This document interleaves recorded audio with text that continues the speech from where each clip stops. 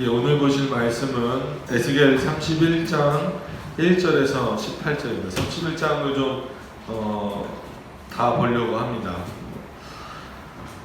두 번 나눠서 볼 수도 있지만 한 번에 좀 또 보는 게 좋을 것 같아서 한 번에 보도록 하겠습니다.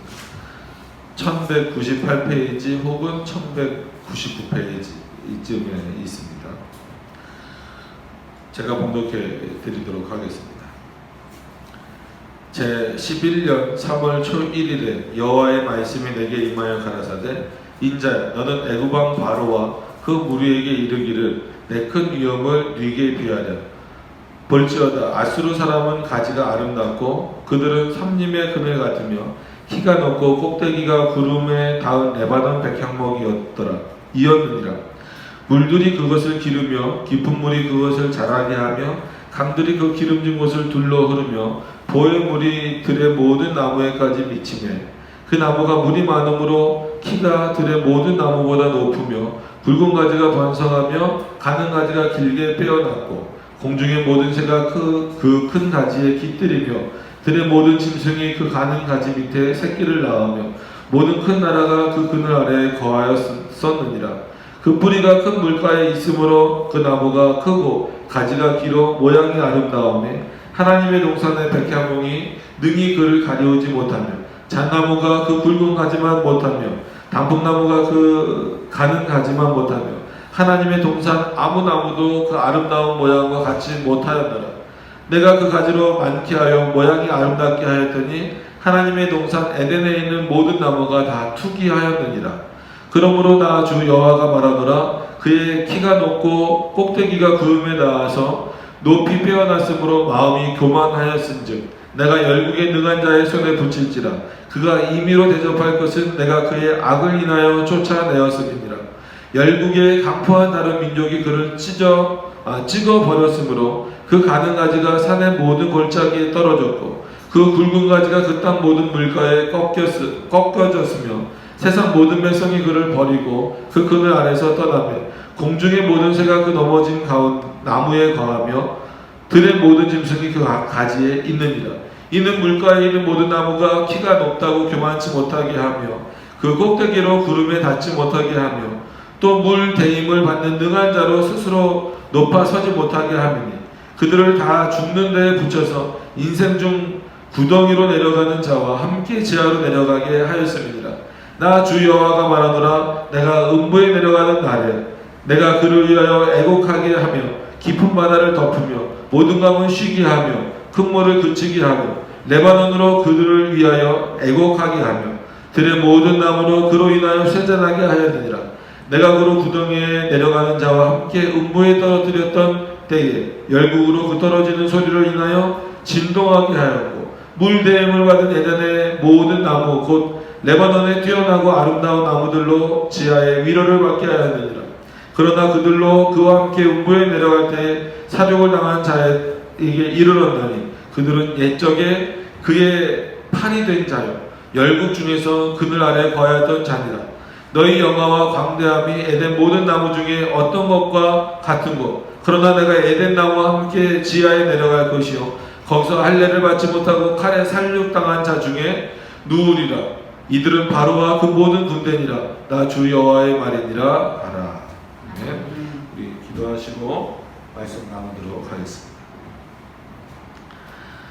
은혜가 풍성하신 하나님, 오늘도 하나님의 말씀을 함께 살펴보려고 합니다.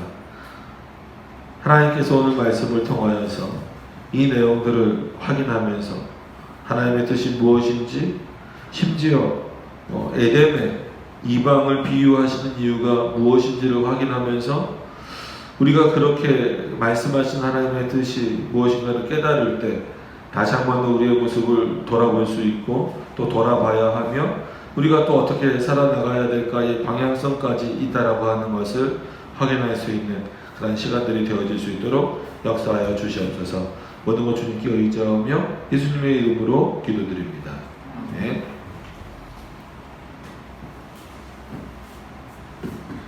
31장을 좀 함께 전체를 함께 좀 보려고 했던 것은 계속해서 이제 그 애굽에 대한 내용이 20장 후반부터 계속 이어지고 있잖아요. 그래서 자세히 안 보면 갑자기 아수르에 대한 어떤 내용이 이렇게 삽입된 것처럼 보여질 수 있습니다. 그러나 우리가 초반에 그 2절에 있는 내용처럼 인자야 너는 애굽 왕 바로와 그 무리에게 이르기를 하면서 아수르 얘기를 한단 말이에요.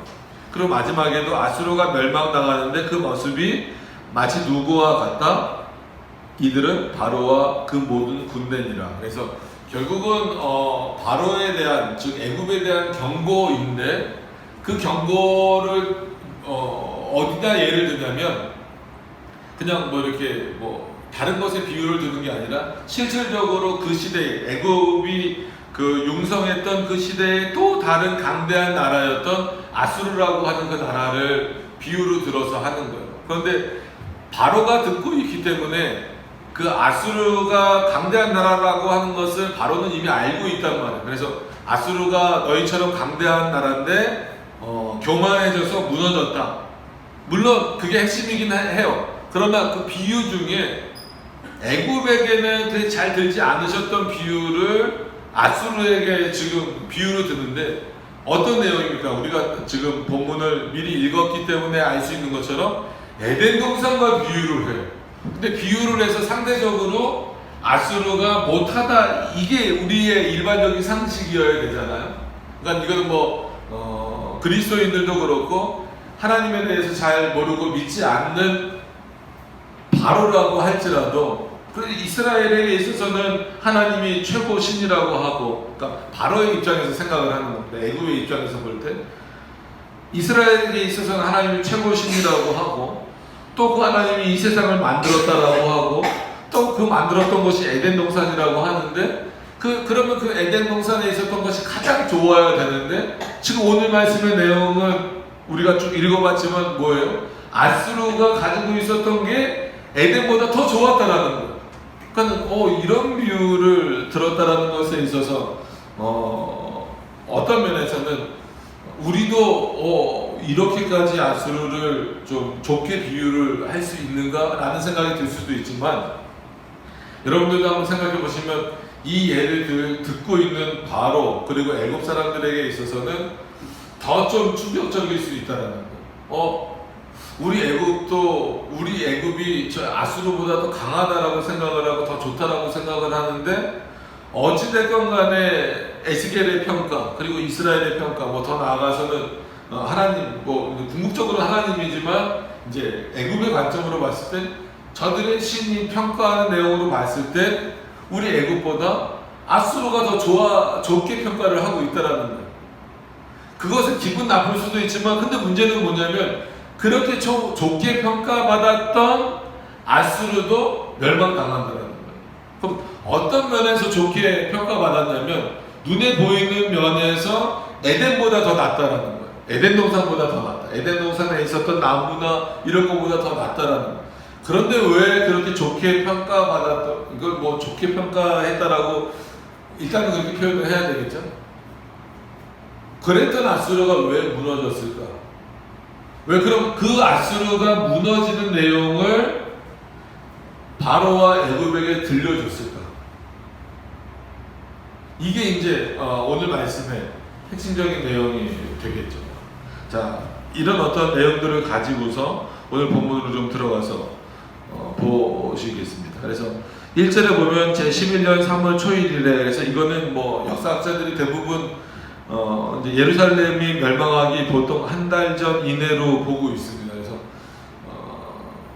솔직한 얘기로 신약은 조금 또 이제 약간 시간 개념이 좀 다르지만 구약 그 시대에 쓰였던 어떤 시간을 계산하는 방식이 지금하고 다르기 때문에, 또 이제 구약이라고 하더라도 시대가 또 다르고, 또 특히나 이스라엘 백성들이 거했던 어떤 그 장소들이 다르기 때문에 약간씩 차이가 좀 있습니다. 그걸 가지고 뭐 성경이 틀리네 맞네 뭐 이것 때문에 성경이 편집됐네 그렇게 생각하시면 안 됩니다. 그래서 대략 예루살렘 성전이 멸망당하기 뭐 한 달 전쯤으로 이제 보고 있는 겁니다. 그러니까 하나님의 심판이 좀 임박한 거죠.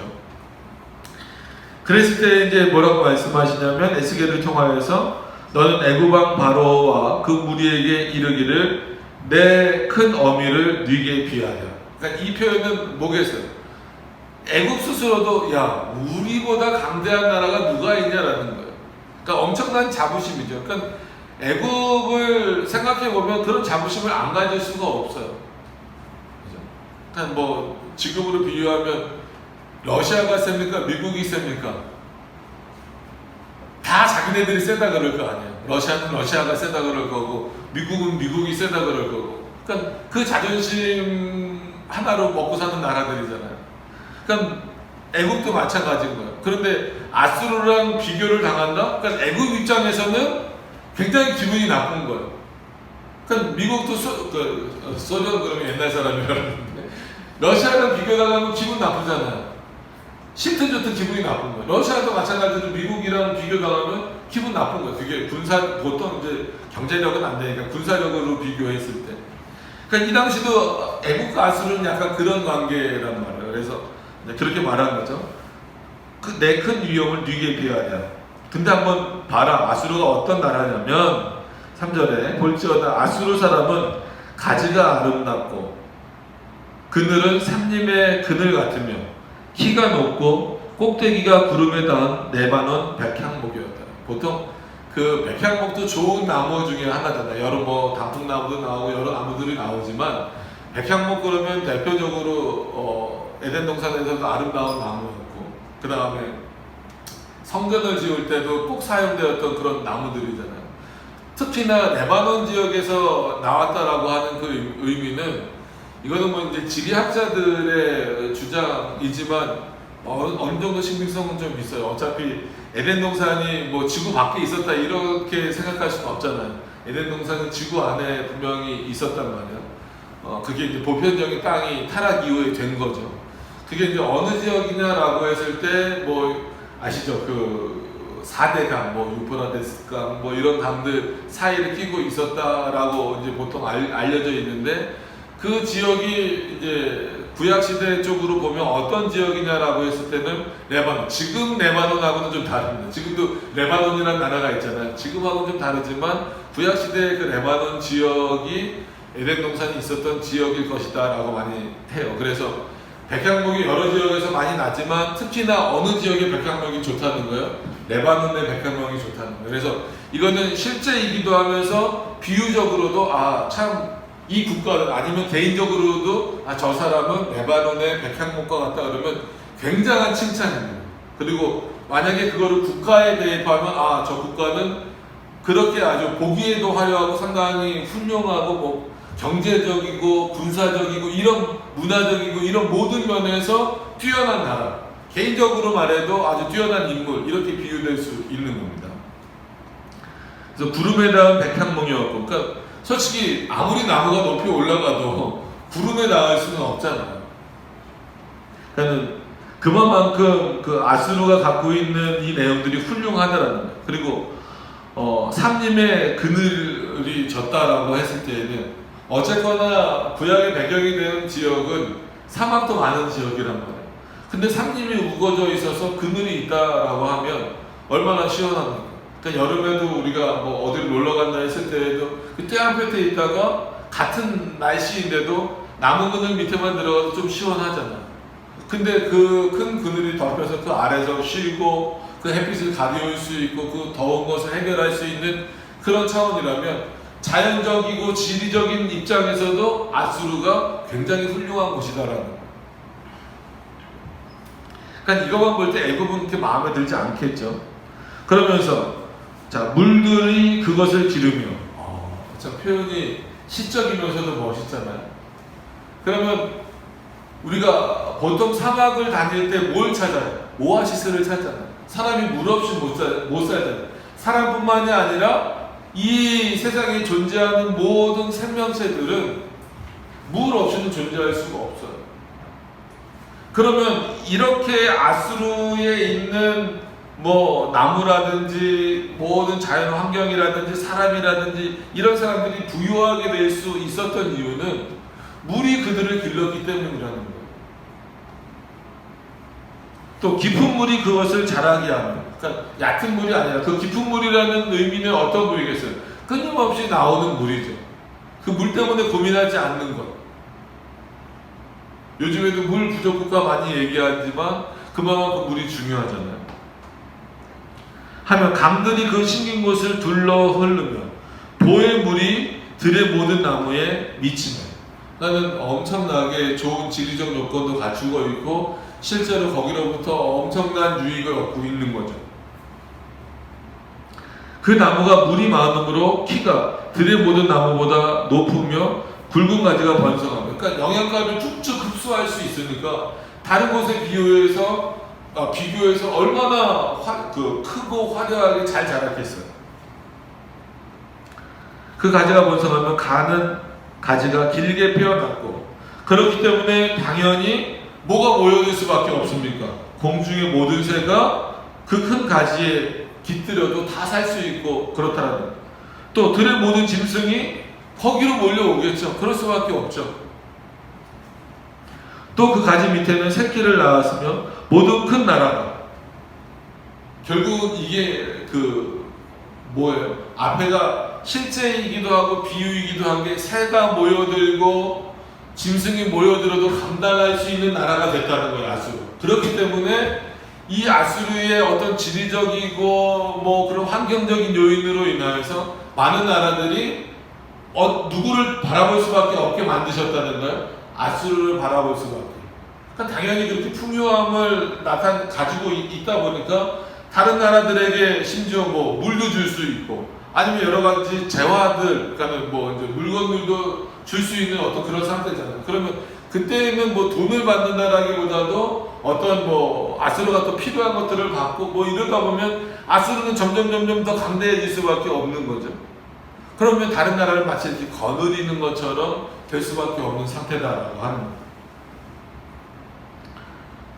그래서 그 뿌리가 큰 물가에 있으므로 그 나무가 크고 가지가 길어 모양이 아름다워. 그래서 실제로 나무도 이렇게 잘 자란 나무 보면 멋있잖아요.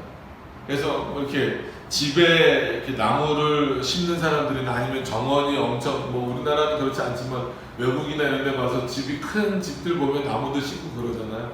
그럼 나무가 얼마나 비싼지 아닙니까? 비싼 거는요. 좋은 차들, 고급 차들보다 더 비싸요. 이렇게 가져오는데도 비싸요. 그래서 제가 예전에 있던 교회 그 앞에 나무를 심는데 그 나무 가격이 600만 원이에요. 놀랍죠. 그 옮겨서 심는 데만 이렇게 옮겨와서 심는 거 그 비용만 한 150만 원, 200만 원 이렇게 드는 거 같아요. 합치면 거의 뭐 인건비랑 이렇게 해갖고 한 800, 900 이렇게 나가는. 그러니까 그만큼 나무를 안 좋아하는 사람들은 뭐 그렇지만 조경이라 그러죠. 그래서 이렇게 잘 꾸며놓기 위해서 나무가 그렇게 비싸요. 그러니까 뭐 지금은 돈으로 사지만 예전에는 그게 오히려 더 돈으로 살 수 없잖아요. 정말 땅이 도와주지 않고 그 환경이 도와주지 않으면 만약에 그걸 얻어온들 여러분 이 좋은 예를 들어서 이 아수르에 이렇게 화려하고 아름다운 나무를 얻어서 심었는데 그 땅에 물이 없고 깊은 물이 없고 그 뿌리를 내릴 곳이 없다면 그 나무는 아무리 아름다운 나무를 가져와도 그 나무는 어떻게 됩니까? 죽어버려요. 그만큼 아수르는 좋은데 여기서부터 이제 8절부터 그 내용이 나오죠. 하나님의 동산의 백향목이 능히 그를 가리우지 못하는. 그러니까 하나님의 동산이니까 어디예요? 당연히 에덴이죠. 뒤에 이제 에덴이라고 나오기도 하지만 분명히 우리가 창세기를 보면 하나님이 천지를 창조하시고 나서 뭐라고 말씀하셨어요? 보기 좋았더라. 인간을 창조하고 나서는 심히 보기 좋았더라. 어쨌거나 보기 좋았더라라는 그 표현은 하나님의 그 창조가 완성되었다는 의미도 있지만 실제 보기에도 아름답고 훌륭한 그런 창조물이었다는 거예요. 근데 그런 창조물이었던 백향목이 능히 그를 가리우지 못한다. 아수르에 있는 백향목을 가리우지 못한다는 의미는 뭐예요? 에덴에 있는 백향목보다 아수르에 있는 백향목이 더 아름다워 보인다라는 의미겠죠. 근데 한 가지 여러분들이 생각해 보시면 알겠지만, 지금은 이 당시에, 지금도 그렇지만 이 당시에 에덴 동산이 있습니까? 없습니까? 없어요. 그렇기 때문에 이거는 더 주관적일 수밖에 없어 보이는 거예요. 그러나 이 말씀은 에스겔이 하고 있지만 하나님이 에스겔을 통해서 하고 계시기 때문에 우리는 객관적으로 받아들일 수 있는 거예요. 우리는 객관적으로 이 내용을 어떤 의미로서 이렇게 말씀하시는가. 그리고 못하며 그것을 이해하시고 좀 보세요. 잣나무가 그 굵은 가지만 못하며 단풍나무가, 그죠? 지금도 여러분 우리나라에서 단풍나무 되게 비싸잖아요, 그죠? 뭐를 하나 만들 때 단풍나무로 만들면은 엄청 비쌉니다. 단풍나무가 그 가는 가지만 못하며, 그렇게 좋은 단풍나무도, 그러니까 7절에 나와 있는 것처럼 그 가는 가지만 못하며 하나님의 동산의 아무 나무도 그 아름다운 모양과 같지 못하였다. 자, 여기서요, 단 한 사람도 에덴 동산을 본 사람은 없어요. 그죠? 아수르 사람이 바뀌었어요? 아수르도 와우 참 아름답다 좋다라고 하지만 에덴 동산에 비교할 수가 없죠. 볼 수가 없어요. 그럼 애국은 볼 수 있어요? 못 봐요. 하나님이 에스겔에게 환상을 보여주셨으면 봤겠지만, 오늘 표현으로는 말은 하게 하셨지만 봤다라는 직접적인 증거는 없단 말이에요. 그러면 봤을 수도 있고 못 봤을 수도 있지만 어쨌거나 실제 있는 모습을 볼 수는 없잖아요. 에스겔도 모세조차도 볼 수가 없었으니까. 그럼 이거는 누구만 아시는 거예요? 하나님만 아시는 거예요. 그럼 하나님이 보실 때에 아수르를 오히려 에덴보다도 더 풍성하고 아름답게 만드셨다라는, 분명히 이방 민족입니다. 왜 그러셨을까? 그러면서 심지어 9절에는 내가 그 가지로 많게 하여 모양이 아름답게 하였더니 하나님의 동산 에덴에 있는, 에덴이 나오죠. 에덴에 있는 모든 나무가 다 투기하였느니라.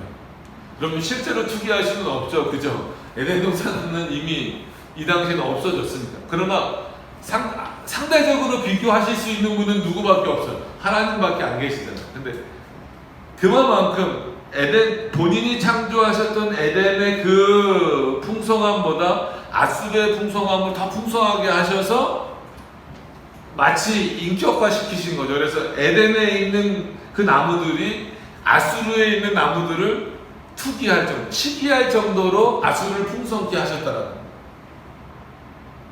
왜 그러셨을까? 여기서 살펴볼 수 있는 것은, 첫째로는 또 뭐가 될까요? 하나님의 주권적인 어떤 그런 역사죠.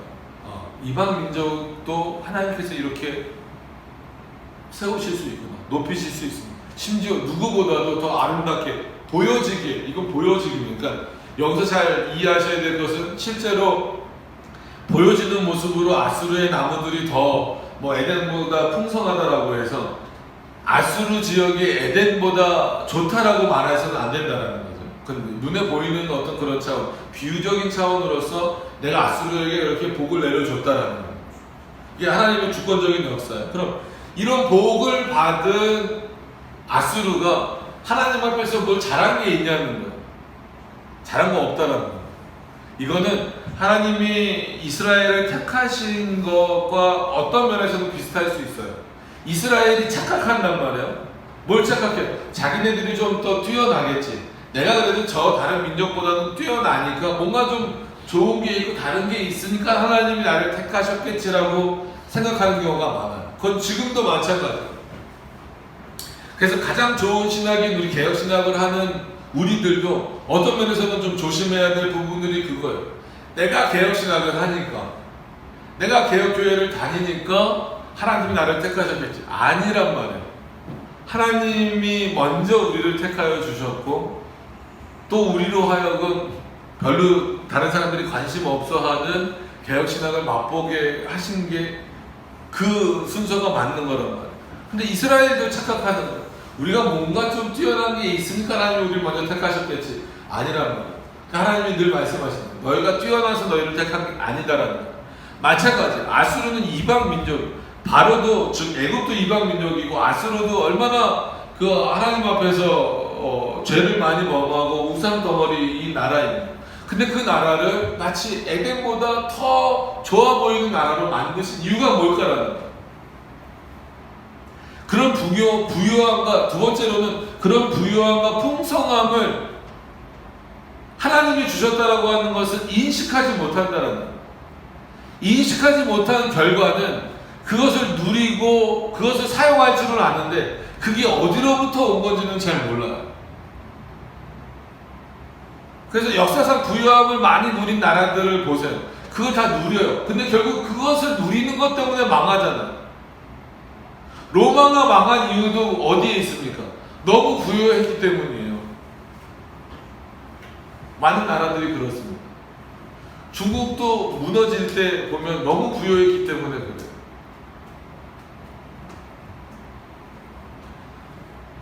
부자들도 그러고. 그래서 예수님이 그 말씀을 늘 오해하시지 말라고 말씀드리잖아요. 부자가 천국에 들어가는 것은 낙타가 바늘기에 들어가는 것보다 어렵다. 이거는 가난한 사람만 천국 간다라고 단순히 표현하면 안 된다라는 거예요. 하나님이 주신 그 부라고 하는 것, 세상에서 일명 세상에서 말하는 그 부라고 하는 것을 그냥 누리기만 한다면, 그것만 쫓아간다면 하나님의 말씀 안으로 들어오기가 어렵다라는 거예요. 정말 축복은, 자 그럼 결과론적으로 일단 말씀을 드릴게요. 오늘 첫 번째, 두 번째 했으니까 세 번째로, 아수르가 에덴보다 더 풍성하고 아름다워 보이는 이 부요함이 축복입니까? 아닙니까? 우리는 이제 뒤에 내용을 아니까 아니라고 말하겠지만 많은 사람들은 이 아수르를 부러워하겠죠. 여전히 그리스도인들도, 이스라엘도 뭘 요구할까요? 하나님에게 애굽처럼 되게 해주세요. 아니면 아수르처럼 되게 해주세요. 바벨론처럼 되게 해주세요. 지금도 똑같아요. 그렇게 요구했었던 이스라엘이나 지금 그리스도인들도 똑같아요. 요 정도 되게 해주세요. 이렇게 해주세요. 물론 가난하게만 살라는 의미는 절대 아닙니다. 그러나 그렇게 하나님이 나에게 부요함을 주셨을 때, 그게 물질적인 거든 아니면 삶의 여유든 마음의 여유든 어떤 거든지 간에, 그게 정말 나에게 복이 되기 위하여서는 그 부를 통하여서 그 부를 주신 하나님께 다시 돌려드릴 수 있는, 그 돌려드린다는 게 단순히 헌금 많이 하시라는 이야기 아니에요. 그런데 그걸 끌고 가시면 안 됩니다. 그 부를 주신 하나님을 인식하고 깨닫고 그 안에서 즐거움과 자유를 누릴 수 있는 것, 그게 어떻게 보면 진정한 축복이에요. 이 나에게 주어진 이 모든 내용들이 나로부터 나온 것이 아니라 하나님으로부터 주어졌다라는 인식, 그게 있어야 축복인 거예요. 그러면 가난하게 살아도 그 사람은 행복한 삶을 살 수 있는 거고, 그렇지 않으면 아무리 부유롭게 산다고 할지라도 오히려 그 부가 저주가 될 수 있다는 거예요. 아수르는요, 에덴보다 아름다웠던 그 풍요로움이 저주가 되는 거예요. 어떤 의미에서 보면, 자, 왜냐하면 10절부터 보세요. 그러므로 나 주 여호와가 말하노라, 그의 키가 높고 꼭대기가 구름에 닿아서. 마치 바벨탑 사건이 생각나시지 않나요? 인간이 교만해지는 거예요. 우리가 담을 쌓아서 저 꼭대기까지 가보자. 하나님이 있나 없나, 인간을 높이는 어떤 그런 대표적인 내용이잖아요. 높이 뼈어났으므로 마음이 교만하였습니다. 그럼 이렇게 말할 수 있겠죠. 이거는 하나님을 모르는 아수르 민족이니까요. 그렇지 않죠. 이스라엘도 역사상 보면 조금만 뭔가 이렇게 좋아지면 교만해지잖아요. 여러분, 늘 여러 번 말씀드리지만 지금도 이스라엘에 가면 시오니즘이라는 개념이 있어요. 시오니즘. 그 개념은 시온산으로 돌아가자 얘기 아니라 다윗 시대, 백투더 예루살렘, 이 개념은 그냥 예루살렘을 지금 뺏어오자 이런 개념이 물론 있지만 핵심적인 것은 뭐냐면 다윗 시대로 돌아갔으면 좋겠더라고요.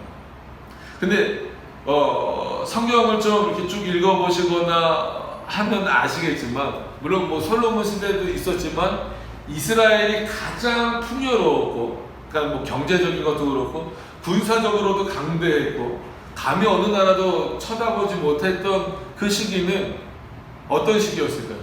다윗 시대였어요.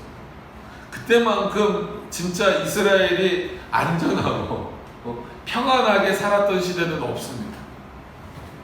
근데 결국 그 다윗도 그렇게 됐을 때 하나님 앞에서 교만한 모습을 보인 내용이 뭐예요? 대표적인 내용, 하나님 그것 가지고 굉장히 화를 많이 내셨잖아요. 물론 전체적인 평가는 다윗을 의롭다라고 평가하셨지만 어떤 인구조사잖아요.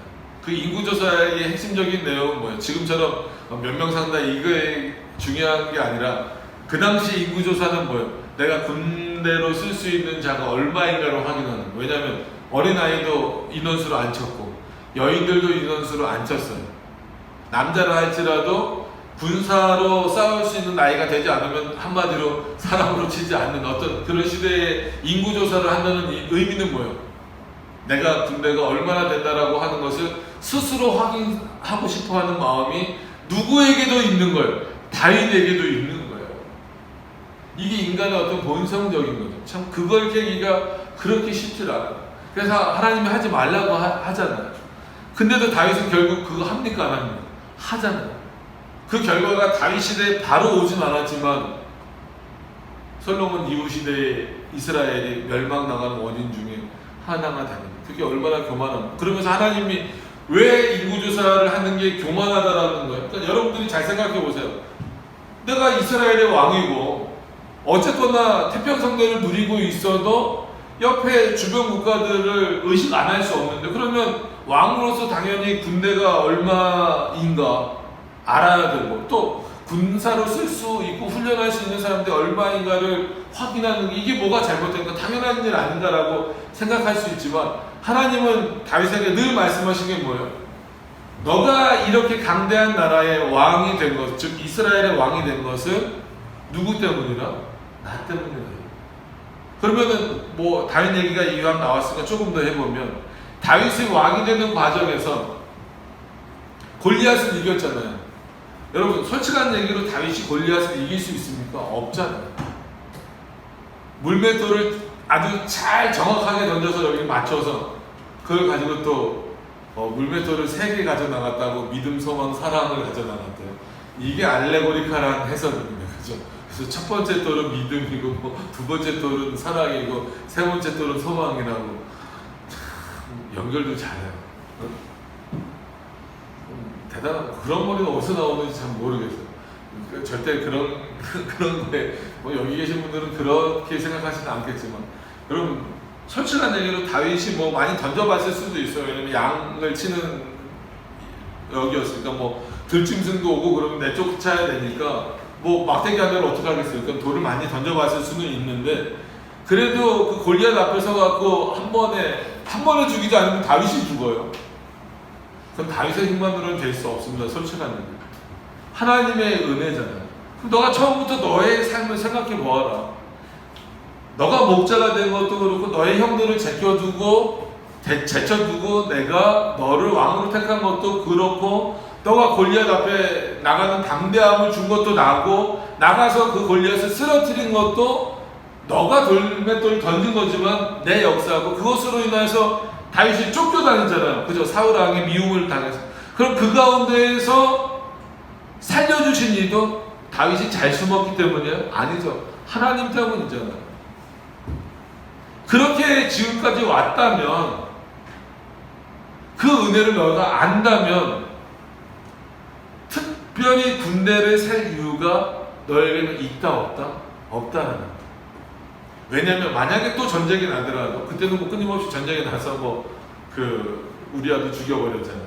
참 그러고 보면 다윗도 못된 면이 많아요. 어쨌거나 또 전쟁이 난다 하더라도 전쟁의 주인은 누구라고 했어요?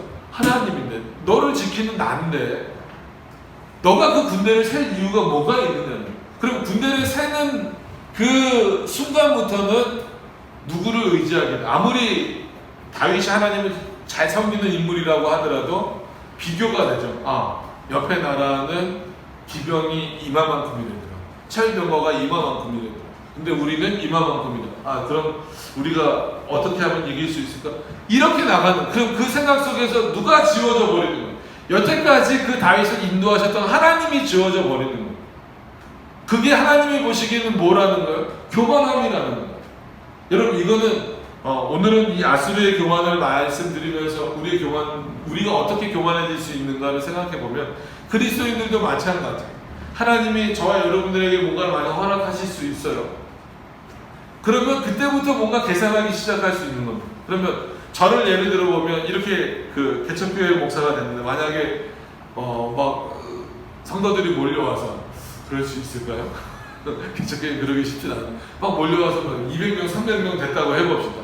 그러면 그때부터 제가 마음이 막 흔들려서 200명, 300명이 됐으니까 뭐 예산은 이렇게 하고 뭐 하고 이때부터 뭘 좀 하고 그럼 건물을 한번 지어볼까? 뭘 한번 해볼까? 사람이 그렇게 될 수 있다는 거예요. 그러면 그게 하나님의 뜻인지 아닌지를 물어보기 전에 뭘 보고 판단하는 거예요? 200명, 300명이 오면 헌금이 얼마 들어오겠지?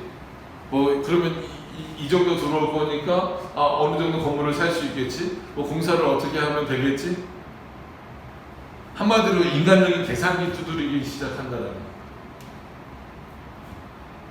그럴 때일수록 한마디로 어떻게 해야 돼요?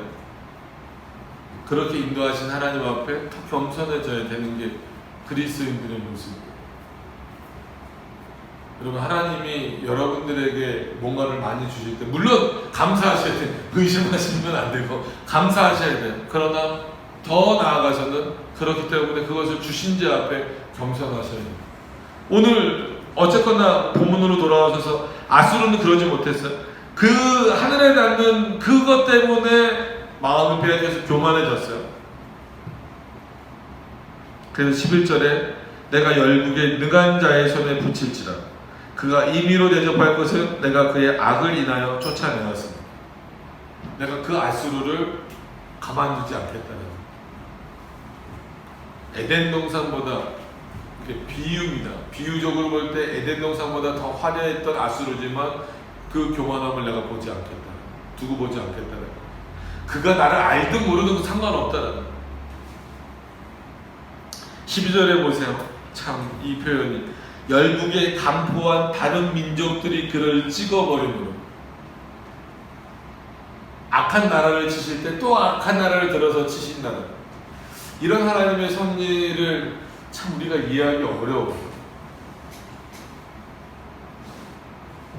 결국 우리가 지난 시간에 본 것처럼 그러니까 애국을 치실 때 바벨론을 사용하셨잖아요. 아수르도 마찬가지예요. 아수르를 치실 때 바벨론을 사용하실 거란 말이에요.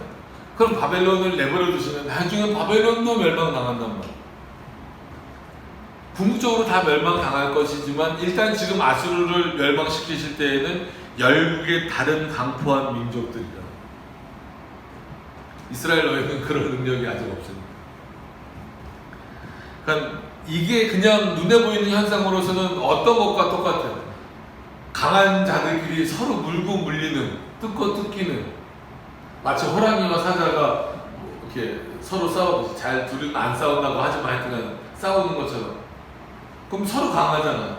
누가 이길지 모르지만 하여튼 그것을 통해서 어떤 면에서 보면은 질서가 유지되게 만드십니다. 생태계가 유지되게 만드십니다. 강한 게 서로 싸우게 하셔서 참 그 하나님의 섭리는 그런 차원에서 놀라워. 자, 그러므로 그는 그 가는 가지가 산과 모든 골짜기에 떨어졌고 그 굵은 가지가 그 땅 모든 물가에 꺾여졌으며 세상 모든 백성이 그를 버리고 그 그늘 아래서 떠나는. 그렇죠. 이제는 아수르가 멸망당하면 사람들은 어쩔 수 없어요. 떠나는 거죠. 그러니까 세상의 권력, 부라고 하는 게 이런 허망함이 있어요. 그러니까 그 사람들 마음 가운데 하나님의 말씀이 없으면 이런 공허함이 계속해서 있을 수밖에 없어요. 그러니까 어떤 좋은 강연이나 이런 내용들 보면 결국은 궁극적인 게 뭐예요? 뭔가 허전한 마음을 채우려고 하잖아요. 그래서 행복하려면 뭐 해야 된다. 결국 근데 그거를 말하는 사람조차도 그거 채울 수 있어요? 못 채웁니다. 뭐 가족이 있으면 채워진다. 어차피 그 가족들 다 나중에는 헤어질 거예요.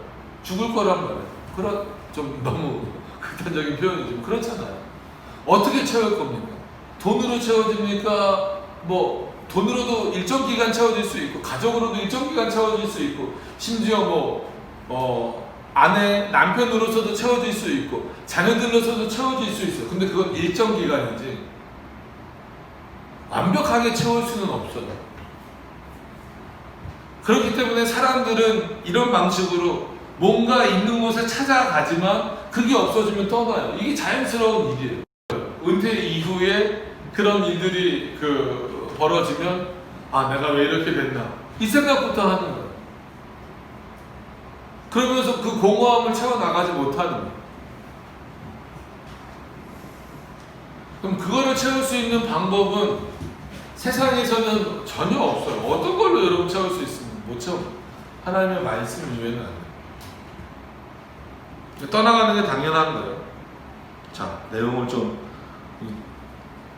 이렇게 되니까 두 번 나눠서 할 걸 그랬다는 생각도 듭니다. 자, 이제 중간 부분은 그냥 좀 읽어서 넘어가 보시고 14절에도 이는 물가에 있는 모든 나무 키로 높다고 교만치 못하게 하며 그 꼭대기로 구름에 닿지 못하게 하며 또 물대임을 받는 능한 자로 스스로 높아서지 못하게 하며, 그죠? 아무리 물대임을 하게 하더라도 하나님 허락하지 않으면 안 된다는 거예요. 결국 그 인생 중에는 구덩이로 내려갈 수밖에 없다라는 거죠. 그렇게 좋았던 것을 누렸던 아수르의 결말은 어디요? 구덩이로 내려가는 거고, 음부로 내려가는 거고, 지하로 내려가는 거예요. 그래서 15절에 나 주 여호와가 말하노라 그가 음부에 내려가던 날에 멸망당하는 거죠. 내가 그를 위하여 애곡하게 하며 깊은 바다를 덮으며 모든 강을 쉬게 하며 그 물을 그치게 하고, 더 이상 아수르에게 물을 대줄 이유가 없죠. 그죠?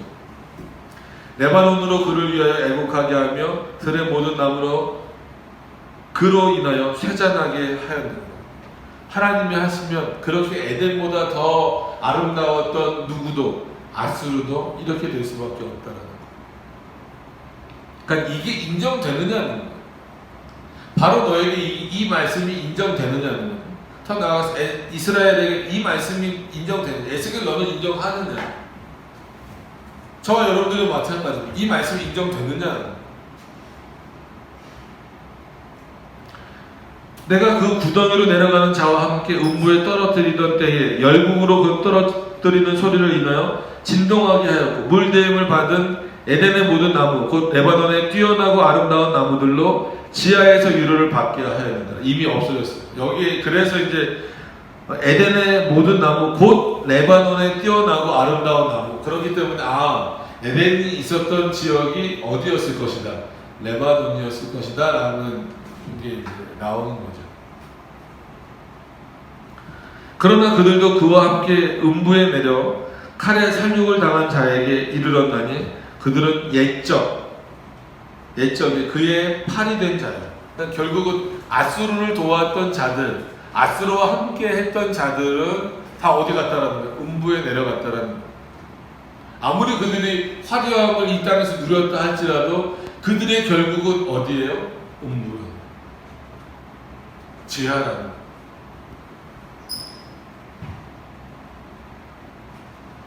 여러분, 부자여서 행복하면 안 됩니다. 그리스도인인데 부자이기 때문에 행복해서도 안 됩니다. 그리스도인으로서 행복해야 됩니다. 그 삶 속에서 부자로 살 수도 있고 조금 부족하게 살 수도 있고 조금 뭔가 다른 사람이 보기에 좀 높은 위치에서 살 수도 있고 좀 낮은 위치에서 살 수도 있지만 그거랑 상관없이 우리는 무엇 때문에 자유를 누리고 행복할 수 있냐면 그리스도인이기 때문에. 이거 이외에 다른 이유가 거기 들어가면 안 되는. 근데 사람들은 뭔가 더 덧붙여요. 그리스도인이 되었다는 것이 가장 우리에게 큰 축복이고 행복인데 마치 그것보다 뭔가를 더 덧붙이려고 해요. 그리스도인이 되고 나니까 부자가 되었대.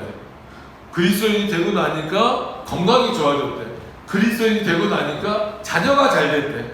그리스도인이 되고 나니까 높은 지위가 명예를 얻었대. 나머지는 부수적인 건데 앞에 게 중요한 거거든요. 그리스도가 나의 구주가 되셨다라는 게 중요한 거란 말이에요. 근데 이 중요한 것은 마치 어떤 그 브릿지 역할처럼 어떤 걸로 넘어가는 역할로만 이해를 해요. 우리조차도 그래요. 그리스도가 나의 구주가 되셨다라는 것으로 왜 만족이 안 되냐면 뭔가 더 있길 바라는 거예요. 그러니까 그리스도인이 되었으니까 이렇게 되길 바란다. 그리스도인이 되었으니까 저렇게 되길 바란다. 근데 오늘 내용을 보세요. 그거 다 소용없다는 거예요. 아무리 화려하고 크고 하늘에 닿을 만하고 에덴이 시기할 정도의 내용이 됐다 할지라도 거기에 하나님이 섬기는 내용이 없으면, 하나님이 택하여 주시지 않았다라고 한다면 눈에 보이는 교만과 더불어서 그 공허함이나 이런 것들을 채워낼 수가 없어요.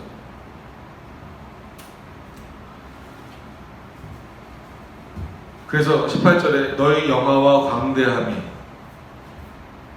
이거는 다시 애굽을 향한 표현이죠. 그죠?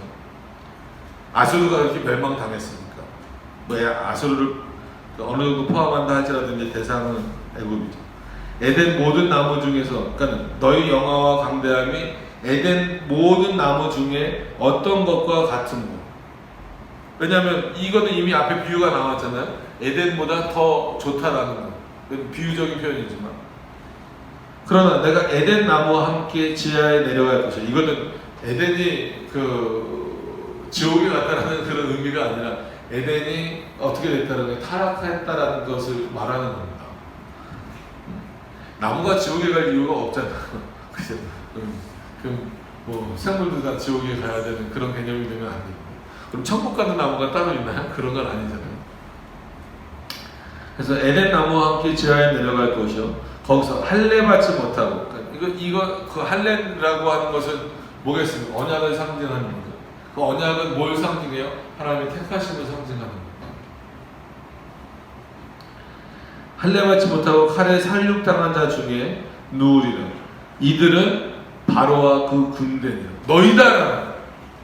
분명히 지금 오늘의 내용은 누구에 대한 내용이었어요?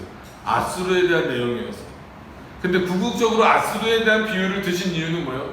너희도 그 아수르와 같이 어디로 내려갈 것이다?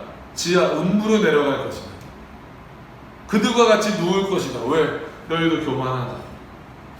바로는 우리가 앞의 내용을 기억해 보세요. 뭐라고 그랬어요? 내가 왕이다 라는 정도가 아니라 내가 신이다. 내가 이 바다의 신이다. 내가 이 바다의 중심이다 라고까지 말했잖아요. 결국 그런 교만함이 너희에게 남아있는 그 모든 순간에 너희는 그런 음부로 내려갈 수밖에 없다는 거예요. 그래서 이들은 바로와 그 모든 군대니라. 나 주 여호와의 말입니다. 분명히 이 일을 이루시겠다라는 하나님의 뜻이 있는 거죠. 네, 여러분, 오늘 말씀 물론 우리는 여기에 대상이 아니지 않습니까?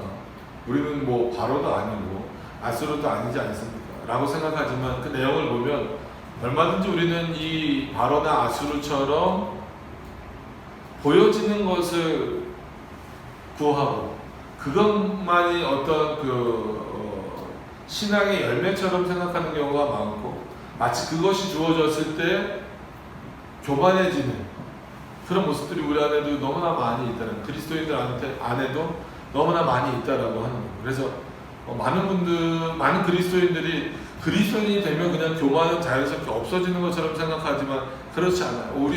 오히려 이 세상 사람들과는 다른 교만함이 우리에게 더 많이 있을 수 있다는 그런 교만함들에 대한 경고를 이런 아수르와 애굽의 멸망을 통해서 다시 한 번 더 확인할 수 있어야 된다라는 거예요. 그래서 계속해서 말씀드리지만 하나님께서 이 애굽의 멸망의 내용을 말씀하시는 것은 궁극적으로 이 당시 이스라엘 백성들이 이런 어떤 애굽과 오늘은 이제 아수르와 같은 나라들이 멸망당하는 것을 보면서 누가 깨닫기를 원하신다라는 거예요? 이스라엘이 깨닫기를 원하신다는 거예요. 그러니까 오늘도 마찬가지. 세상 사람들에게 이거 읽어주면, 저 밖에 있는 사람들에게 읽어주면 이게 무슨 의미가 있겠어요? 그 사람들에게.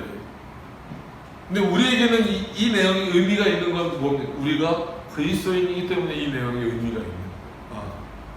주시는 자도 하나님이시, 누리게 하시는 자도 하나님이시라.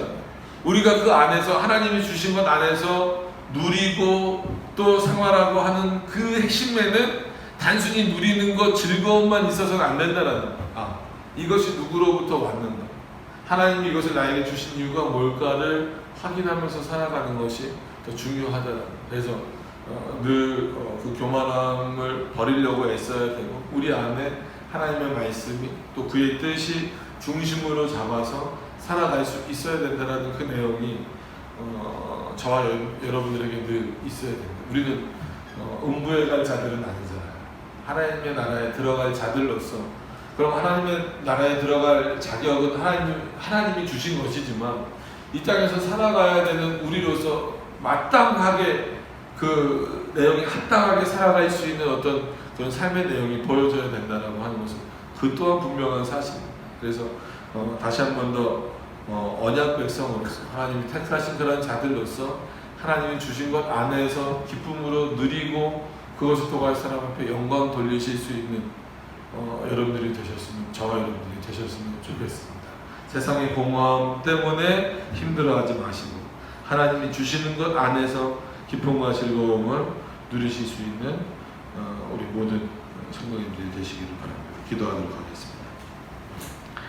영광을 받기 합당하신 하나님, 그 화려했던 아수르가 무너져 내리는 모습을 보면서 통쾌하다라는 마음만 가져서는 안 될 것입니다.